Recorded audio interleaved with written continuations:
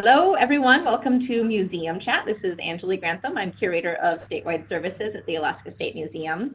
Museum Chat is a program co-hosted by Museums Alaska. Della Hall is on the line, Executive Director of Museums Alaska, and the Alaska State Museum. Today, we're going to be hearing from folks at the Alaska State Parks. We'll be hearing from Wendy Sailors, who's involved in business development for Alaska State Parks, and Ricky Geese, who is the director of Alaska State Parks. Next year, as you can see from the slide right here, is the 50th anniversary of the park. So we are excited to hear about what's planned for that and how museums might be able to collaborate better with state parks in general. We are going to be taking a hiatus from Museum Chat for the rest of the summer and reconvening following the conference. We will be talking to you in several months, but not in the coming future. And I think that's all for announcements for today. So Wendy, I would love to pass this on to you. Great, thank you so much, Anjali. So before we get started talking about Alaska State Parks, I just want to give an overview about parks. Don't want to assume that everyone knows everything about parks. So we're also referred to as Department of Parks and Outdoor Recreation, and we are underneath the auspice of the Department of Natural Resources. And we are actually in the Anchorage office, but we do have staff, obviously, all over the state of Alaska. We have about 120 employees, give or take, depending on the season and the funding.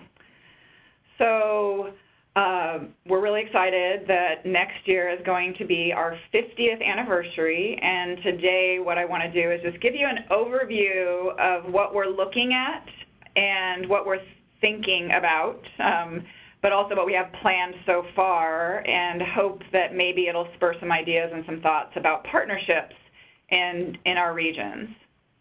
So that's really why I wanted to talk to you guys today. But also, it doesn't have to be limited to our 50th anniversary. I'm sure there's lots of opportunities for partnerships in the future. So this first picture is of Denali. We have like one of the best views of Denali from Kasugi State Park, which is a Denali State Park south, and Kasugi Ridge. If no one's been there, it's an amazing spot. About a 30-mile trail that takes you just up above and with great views. So quick overview, our mission statement: the Division of Parks and Outdoor Rec provides outdoor recreation opportunities, conserves and interprets natural, cultural, and historic resources for the use, enjoyment, and welfare of the people. You guys can read, but our vision is here as well, so I don't know, no need to go over it, but just wanted to give you like an overview of really what our purpose is. So we have 6 regions and Kodiak, which might someday be a region, but it's not quite yet. We have over 80 cabins throughout the state of Alaska, and I wouldn't be a good marketing / business development person if I didn't mention this. Getting out into the parks and to our cabins is one of the best ways to enjoy the parks. This is what our regions look like. So obviously just a small part of the state of Alaska that we cover. Our largest is the Wood-Chick area in southwest Alaska, and that's not indicative of this particular map. Just because we, as you guys know, with the state in general, there's a lot of interweaving of other public lands. So this just like encompasses like what the area that there are state parks in. So it makes it look like Wood-Chick is smaller than it is, and it also makes it look like Chugach is smaller than it is, which is also one of the larger parks in the nation. State parks specifically. So looking at our 50th anniversary, some of the things that we have already in place or have started conversations about that we intend to bring to fruition. One is a trail challenge. The idea is a social media driven challenge where people will post trails, and we want to come up with some sort of a format that's going to encourage people to get all over the state and to trails that they haven't been to. So if anybody has any great ideas about that, obviously we're working on a tight budget, so we're not going to spend a lot of money on this. We're not going to do like physical passports necessarily, but a way to do it with social media is really what we're looking at. We've been talking to the Brewers Guild about a statewide program. It might not work where it's all at the same time, but I'm talking to their events committee chair about what those options are and if we want to do 1 month or maybe spread it out throughout the summer. But the idea is that we would partner with breweries where they would create a Alaska State Park's 50th anniversary brew, and then $1 of each beer sold during that time that they're selling that would go to a trail program in the area. So keeping it region specific. So if, say, Kodiak decided they wanted to be a part of that, one of the breweries there, I think there's 2, they would promote Kodiak area and give that $1, whatever monies they raise, to the Kodiak, a trail organization, or else figure out a way to funnel it into trails specifically. We already have, I think, 5 breweries that are interested, one in Fairbanks, a couple here, including Double Shovel, one in K-Bay, Grace Ridge. So yeah, people are excited about that. That'll be fun. Along the same lines, 2 coffee companies that we've talked to are Kaladi and Captain's. Each area is going to have regional events or promotions different to their area or specific to their area, but we also have a basic format that we're going to have, so I'll go over that a little bit in a moment. Families to Parks is a new program that I partner with, AK on the Go. I'm not sure if you guys are familiar. She has a social media following, a website, and she's a travel writer, and she promotes families to parks, good places to take your children, basically. So I'm working with her, and we're doing a quarterly event. We had Kids to Parks Day on May 18th, which is a national day promoted by the National Parks Foundation, and there's programs throughout the nation on that particular day. So that was our first one. We had it at Matanuska Lakes. We had about 100 kids come through on that day, which was great for our first program, and then we're planning another one in August, at the end of August, at Bird Creek Campground. The idea is to spread it throughout the state, or at least within driving distance of Anchorage, because we're in Anchorage, and really bring a different user group to the parks and give them ideas of things they can do in the parks, as well as encourage them to continue by giving them ideas and resources for what they can do in the parks. A photo contest. So we did a photo contest on our 40th anniversary, and we still have some really great photos that I use all the time. The idea, too, is to have a monthly winner and then create a calendar at the end of the year, so that we would have a calendar for our 50th anniversary based on the winners of each month. Artist in Residence program is something that is ongoing, and we're building on that. We have a cabin called the Greening Cabin in Juneau that's specifically dedicated to artists in residence, but when I came on with the parks last August, they had already decided there were 2 other cabins that they were going to use. So there's one in Ketchimek Bay and one at Nancy Lake, but I opened it up to the whole state, and as long as artists in residence put their application in time and there is space, they can really stay anywhere in the state of Alaska. So right now we have had 10 artists in residence this year.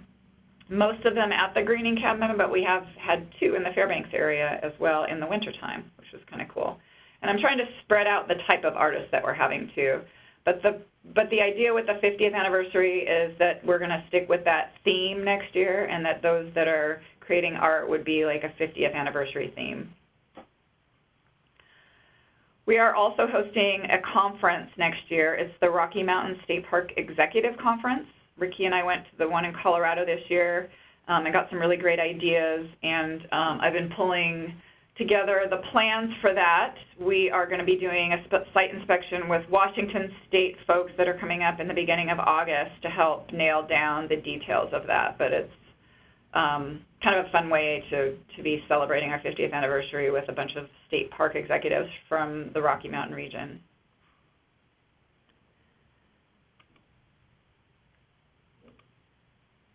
So this is our basic format.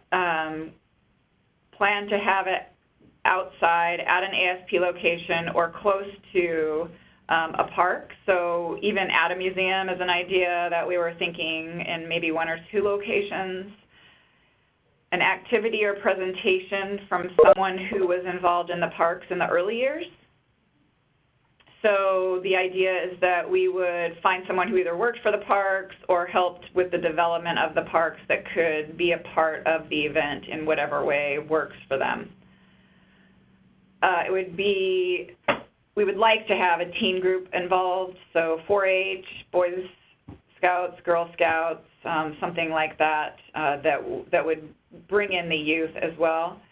We may or may not have merchandise available based on funding. We'd like to have music and then some type of community council involvement depending on the region.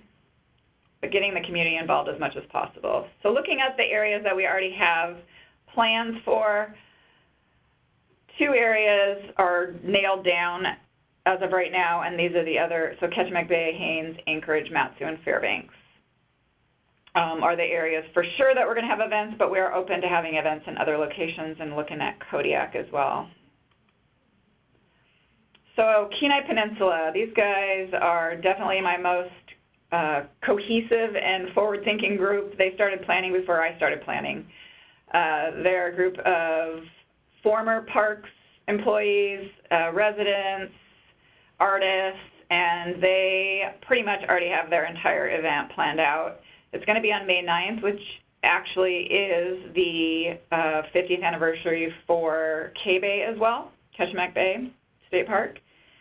And they already have location and everything kind of nailed down. So they're great, and they've had some really, really great ideas. Some of the ideas that they've come up with are having that 50th theme, because I would like to come up with a theme that's cohesive throughout the state. And really using that 50, the number 50 and 50 things to do in the parks. What are we going to do in the next 50 years and things like that, like really creating a sense of ownership.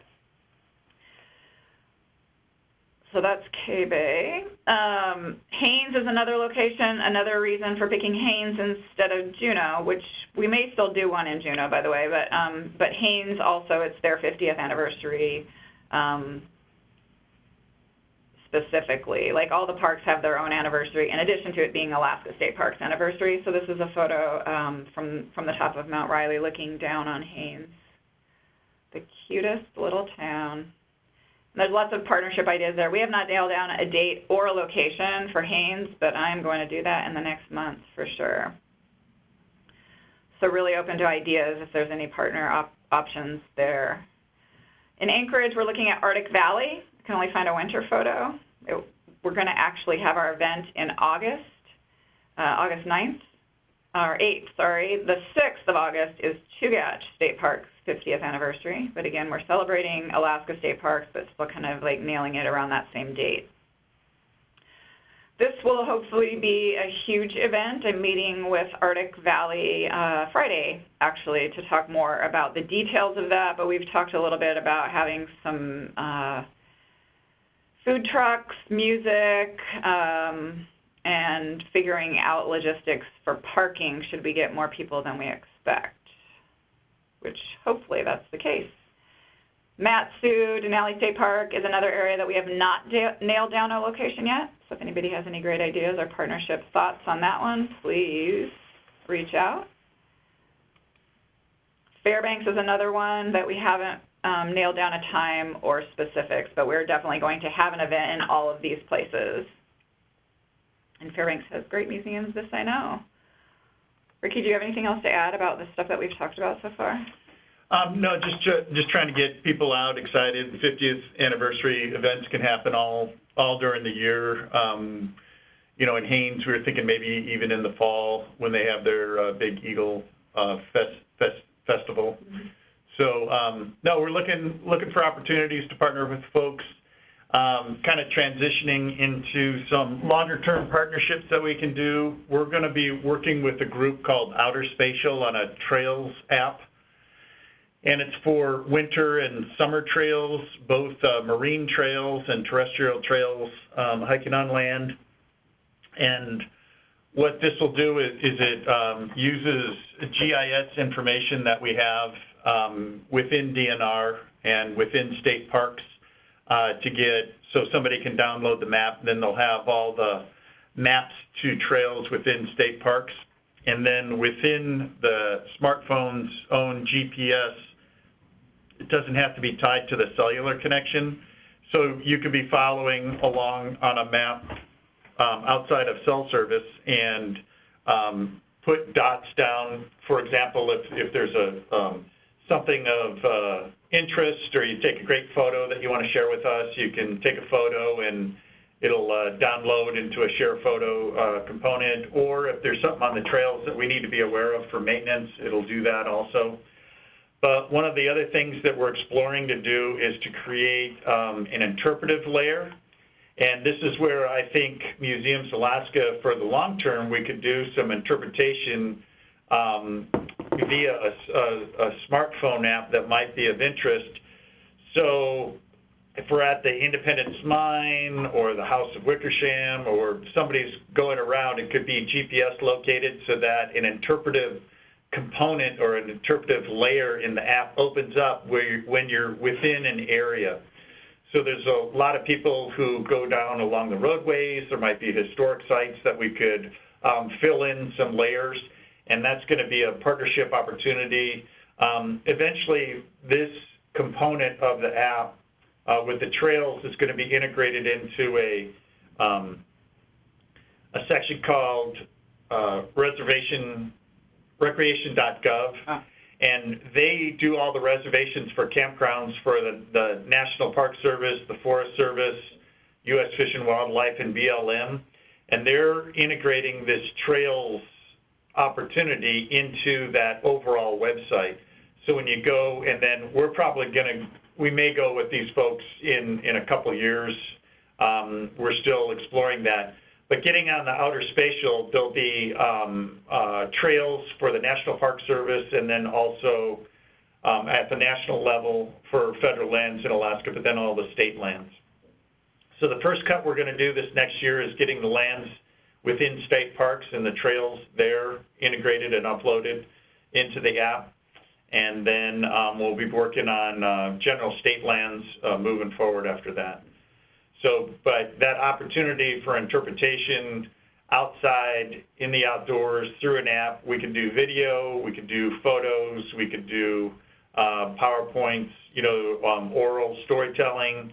So there's a lot of opportunity there if people want to engage in that, and it'll be kind of, we'll set some parameters and some metrics about, what the design features need to be to get onto that layer within the app. And then we can put, backdoor access to the app itself and give people admin permission to upload components to it in their area, or if they want to sign on to do interpretation on a specific area. So the Park Service and U.S. Fish and Wildlife also has interpreters, and it might be a good partnership between the museums, education components with federal land management agencies, and with the state park with our Office of History and Archeology. So just something moving forward that we're going to be developing on our end. So I saw that Bethany had some questions, and the one that just popped up, should I address that? Is that okay, Anjali? Okay. Great idea for starters about the tribal organizations, but then also you just had a question about partnering with trail organizations in the area, and maybe you weren't on when we talked about the brewery partnership that we're looking at. We're going to work with breweries around the state to do a fundraiser for Alaska State Parks and come up with an Alaska State Parks 50th anniversary brew. And it's really up to them if they decide they want to be a part of it or not. But we're going to present it to all the brewers throughout the state. And then the idea is that money that was raised from that beer would go directly to a local trail organization specific to that area. And the other question, do I have the ability to look at the questions if I hit this little button? If you open the if you push the chat thing, you should be able to see it. Yeah, there we go. Okay. So it would be fun with all the events to do a progressive trail or park visit, maybe a passport that you can visit the parks and put in for a drawing for a free year-long parking pass. Okay, so we did talk about that a little bit probably before you came on as well. We're looking at doing a trail challenge specifically, and it would be a social media-driven challenge. So if you have any ideas about the best way to do that, but definitely there would be parking passes involved with that. I can give those away. We don't have a lot of money to do passports, like physical passports, but there's got to be some way to do it online and and using social media. That's what I'm thinking. But if you have any other ideas, Bethany, please reach out to me. Maybe you're a good brainstorming person. I would love that. Bethany is the curator at the Wasilla Museum and Visitor Center. Awesome. You know what? I have not contacted Active Souls, but I have heard their name pop up so many different times around that concept of the trail challenge. So I should touch base. I do know Anne from years back when she used to compete in the trails program, like in our like Alaska Mountain Runners type events here. So thanks for bringing her name up again, because I keep hearing her name over and over again, and Active Souls. They're very community-oriented from what I understand. So from the prior conversation, I guess we'll be working with Bethany then for next year's Museums Alaska event? That's called foreshadowing, right? Yeah. You put a question Don't mark. worry, we didn't come at you. I know how to find you, though, Bethany, already. I can tell you're an idea person. And then the other thing that Bethany brought up was maybe have a connection with our local tribal communities to partner on the history of the park and what we can do to preserve it in the next 50 years. So that would be another great partner for what we were talking about. Well, for lots of things, really, but for outer spatial, it would be great to have tribal communities be a part of that, for sure. The other thing about outer spatial that's super cool is there's already an existing structure that the Mat-Su Trails Foundation funded. So really just tagging on to that structure that's already in place and adding the rest of state parks isn't like a huge financial burden. We can probably find some grant monies for that, is what we're looking at right now. But also it's an interactive app, so folks can be on a trail, see something that they want to be fixed, or see like something that they think other people should know about, or say it's a great trail or whatever, a sign's down, and let us know. And that's really helpful because we just don't have, like, our rangers and staff can't really get to all the trails every single year, so it's really great to have the public be able to give us that feedback. And if they can do it immediately on their phone, like, it's a lot more likely to happen. I'm wondering about the outer spatial app. Via GPS, would it be possible to geolocate interpretive signs so that then there's a specific point that you could reference archival photographs from Alaska Digital Archive, for example?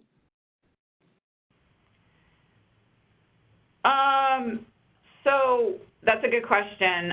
I wonder if there's not cell reception, if that type of thing would be able to be accessible, but that's a good question to ask the outer spatial people. Is that what you mean? Like, would they be able to get the interpretive information if they didn't have cell reception? Or just, I wasn't really thinking about cell reception, but if on the trail, let's say there's the app and it shows a trail, would there be a point for, like, the interpretive marker on there? Yeah, that's what we were thinking. Exactly. Because that could be a good point for easily, quote unquote, easily connecting in with the Alaska Digital Archive and other online repositories for historic images. Absolutely, and it's really just making that connection, which outer spatial has the ability to do, and they have the resources to do that. So it's really, all we have to do is send them the link and tell them we want that to link to this. It's super simple. It's pretty cool. If you guys have the opportunity, you should download it and just kind of play around with it a little bit. We can promote cabins on it. We can promote events. There's lots of things we can do. Bethany asked, are you all going to do a presentation or some event at the annual Trails Conference? We did not talk about that, but I will say what we did talk about was that we are going to be hosting the Rocky Mountain State Park Executive Conference in April of 2020, and we are working with Alaska Trails on that. So the Trails Conference is actually interwoven, so to speak. We're working on the details of that, but we are working with them, and we're actually having our conference in the beginning of the week that they're having their conference at the end of, if that makes sense. Yeah, so we are working with them, and we attended the conference this year as well. Wendy and Ricky, I'm curious, does Alaska State Parks overall have an associated friends group, or is it just individual parks who do? It's individual parks that have friends groups, and one of the issues that we're looking at is to create an overall umbrella group for the individual friends groups, and then have regional accounts where they can contribute money and focus more on fundraising and strategic planning instead of nonprofit maintenance. Mm-hmm. We would love a statewide Friends of group. Definitely. It's just a matter of tapping into an existing group. Do we create a new group? You know, resources and it's orange marker. You know, something else that came to mind, next year is also the 100-year anniversary of the 19th Amendment, so women's suffrage, and there are places across the nation and statewide initiatives for commemorating women's suffrage. There's kind of localized efforts across Alaska right now to do some programming around that, and we're going to be producing a traveling exhibit here at, from libraries, archives, and museums looking at suffrage in Alaska. But thinking of the connection with state parks, the House of Wickersham here in Juneau is, I'm thinking is actually a suffrage site in this broad interpretive stance, because in 1913, when women achieved suffrage in Alaska, immediately following that, the governor of Alaska appointed Deborah Wickersham, the wife of James Wickersham, to the National Council of Women Voters to advocate for suffrage nationwide. So there is this kind of connection looking at the 50th anniversary of state parks and the 100th anniversary of suffrage overall in that spot. That's great. I like that, because we need to do something with the Wickersham to bring it back. Like it's sort of fizzling out right now, our visitorship to the Wickersham House, and I feel like there's so many cool things in that building. But we have a volunteer that is probably going to have to retire here pretty soon. She already was sick a lot at the beginning of this year, so the days that we were open in there were so much less than last year. But that would be a great tie-in for next year, for sure, to keep it going next year at the very least. And then another tie-in that I thought of when you said that, that's kind of a fun thing, is our chief ranger for the Woodtick-Chick State Park is a woman who's also a pilot, and she manages that whole area by herself. And it's the largest state park in the nation.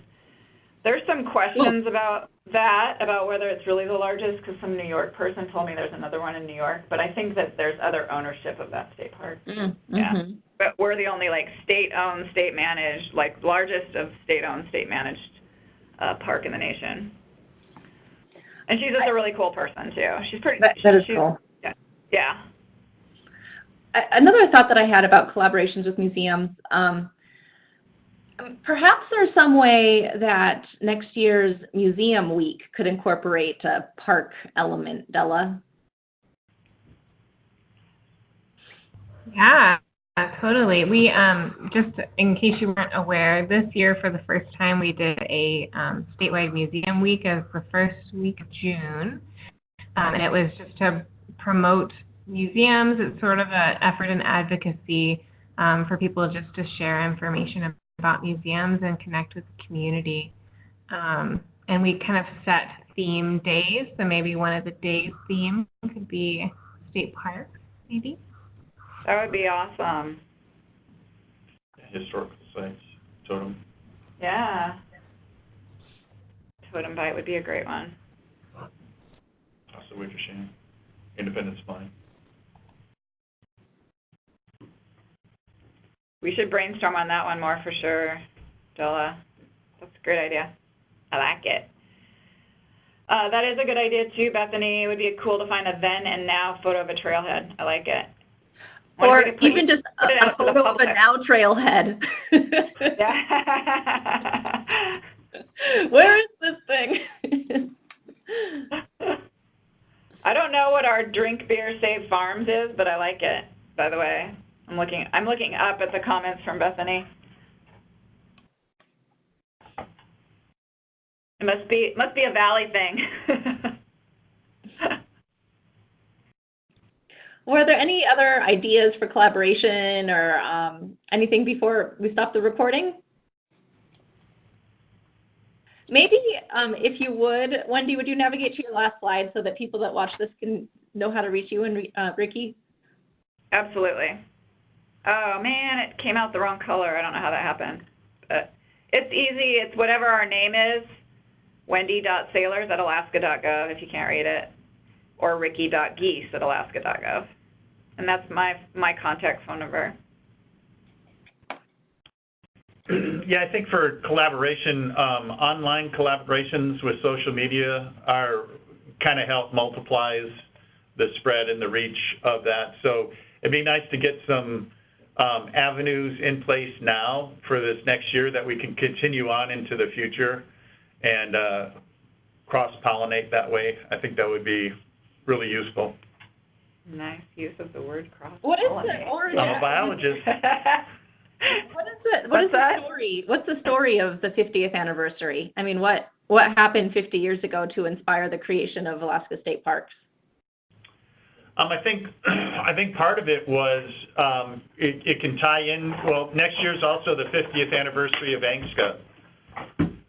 So it's the 50th anniversary of land selections, and at that time frame, people were wanting to have a vision of setting aside lands, because that's kind of when the whole land selection idea was going on, and 50 years later we're still dealing with land selections in the state. So I think as an anchor tie-in with the kind of the Native community is just the celebration of the 50th anniversary of that act. It's a fundamental act for Alaska, and it's impacted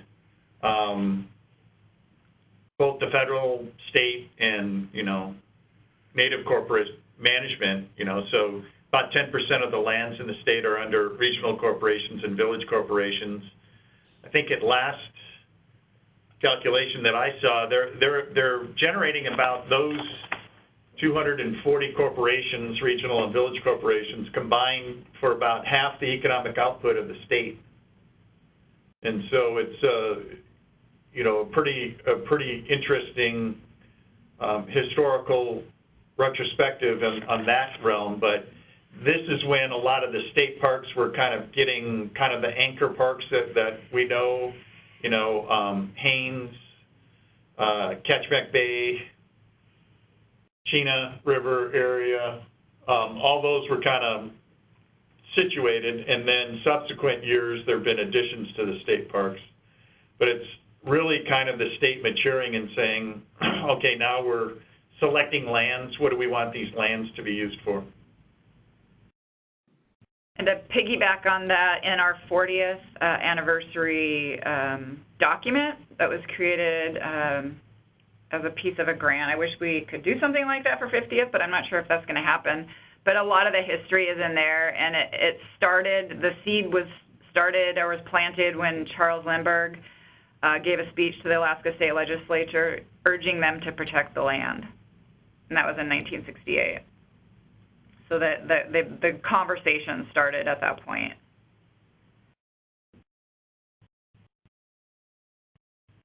And have Alaska State Parks always been a part of DNR? I mean, is that when kind of the origin of? No, I can't remember exactly when that. Huh? Well, we've been in the Department of Natural Resources. Okay. When it was created. Yes, it was created under DNR. What makes Alaska kind of unique is that typically DNR manages parklands, fish and game in all the other states. But in Alaska, Fish and Game is elevated to the department level, a cabinet level, independent of DNR. So they have separate commissioners, separate departments, but there's quite a bit of funding overlap between Fish and Game with the different funds for hunting access and fishing access, and with parks, because they kind of deliver the access and manage the natural resource, but we're managing more of the human management and the access by humans to these areas where those activities are taking place. And in other areas, when we do RIMSPEC, they don't have that demarcation between agencies that we have here. Was the Office of History and Archaeology established in 1970 as well as part of this effort, or was that another? No, I believe. Later. I don't remember. Yeah, I think that came later, but the SHPO was created in 1966 with the Historic Preservation Act of 1966 at the federal level. And then SHPO and OHA have been kind of, we've had a lot of different components to that. And OHA has kind of consolidated control over a lot of stuff that hasn't been funded or don't have the resources, you know, to do a state historic commission or, you know, naming of geographic naming of locations. So that's another whole concept that we can think about is, you know, place names and kind of transitions through times about who names places, who has authority to name geographic locations, how that process works at the state level and on the federal level. Mm-hmm. Yeah. Always a relevant topic, that's for sure. Yeah. Great. Well, it looks like Bethany is going to be reaching out to you to talk about few events and all. Anyone else have any questions or comments before we sign off today? Maybe just point to that on the website. No, tell them. Oh, the document that I was talking about earlier, I just wanted to bring up that it is on our website underneath the Office of History and Archaeology. It's pretty interesting. It just gives a really good history and overview of the parks, and it was written in the for our 40th anniversary. Great. I find it most useful when I first came on. It's called Recollections from the People Who Shaped Alaska's State Park System. Melissa Devon put it together, and she had a grant through the Alaska Humanities Forum.